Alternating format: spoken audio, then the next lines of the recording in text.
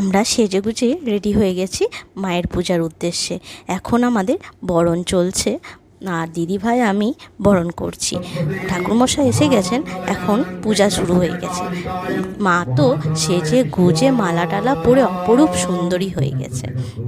আর এখন এই যে যজ্ঞ চলছে, যজ্ঞর মধ্যে না কিছু একটা ব্যাপার আছে, যেন মনে হয় এই যে ঝুম বা যজ্ঞ যাই হোক না কেন, যখন হয় একটা গায়ে কাটা দেয়, মানে একটা ব্যাপার আছে অন্য। এখন আরতি হচ্ছে।